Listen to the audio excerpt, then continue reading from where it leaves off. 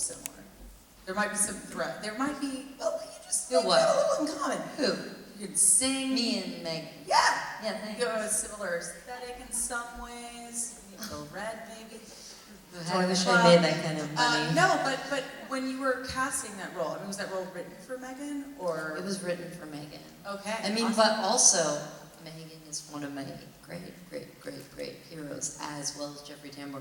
This was one of those dream projects where I don't know how this happens, and you know, it can happen to anyone here, so just remember this. Sometimes if you dream something and you really, like your heart is in it, somehow it all manifests itself in this reality. And all of those people, Megan, Will, Jeffrey, are like my favorite actors. And somehow we got to act with them in that.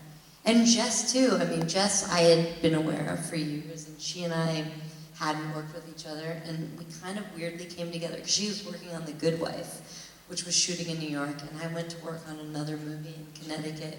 And so she subletted my crazy apartment in New York, and she actually got an eviction notice on the door, and it was an illegal sublet. And she also, the stove almost blew up, and she called me. So like all this stuff was kind of rooted in reality, and then all these amazing people were somehow weirdly drawn to it, and it was a real gift. So my point here is, do what you want and believe in, and amazing, magical things will happen. Well, you also have to be like super talented. No, you don't actually. It happens to lots of people who aren't that talented. But this whatever, one is Melody. super talented. Thank goodness. So I'm going to open it up to the audience in 1 second, but I want to ask one more little question. Why have you been hiding this incredible singing ability from us for so long? I don't know like what Zoe you're Deschanel or talking something? about. Okay, sorry, that was stupid. I've been drinking a lot of wine really because I was just in Utah. I was in Utah right before I came here, and I was making a short film with all young Mormon women, and none of them drank, and I felt like, shit, I should be more like those guys. But now I'm here in Alabama, and thank you guys for being like, probably a little religious, but also alcoholic. This is fun. Alcohol and religion go really well together. There are plenty of ministers that would say that. Anyway, so, and I'm a terrible person, I'm sorry. it's a really bad joke. All right, on that bad joke, let's take it to the audience. Who has a question? Come on. It's always hard to be the first. Like sort of, whatever. Come on, I just made a bad joke. You're going to be a success after me. Who are you?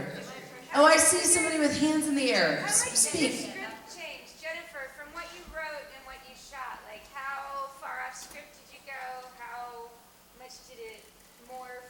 What happened? Well, Robin, not that I know who you are, not that I can answer your question is. She asked how much was it scripted and how much veered from the script.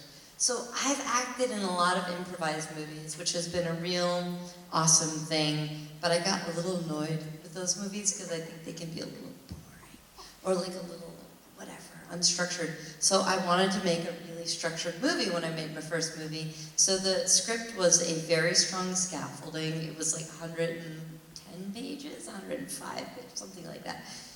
And then we kind of worked with Megan Mullally and Jeffrey Tambor and Will Forte, and we're like, you know, whatever you do is awesome.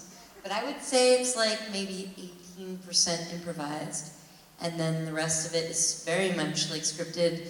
And I mean, it was a cool way to work because we kind of figured out where our locations were and what was going to happen. And then, you know, Will Forte literally called his mother, who's an amazing woman, while we were filming it, and he was like, you know, you've got something in your butt, and it doesn't make you feel good. And his mom was actually on the phone.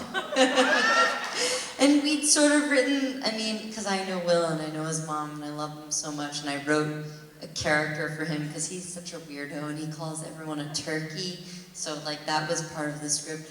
But like we wrote the mom and his mom, who's Patty Forte, who's also in the movie, and she's in the dinner scene when Megan and her husband are there, and she's one of the judgmental. she's the judgmental woman in the couple. But she was actually randomly on the phone when we were shooting that scene, and that was kind of amazing.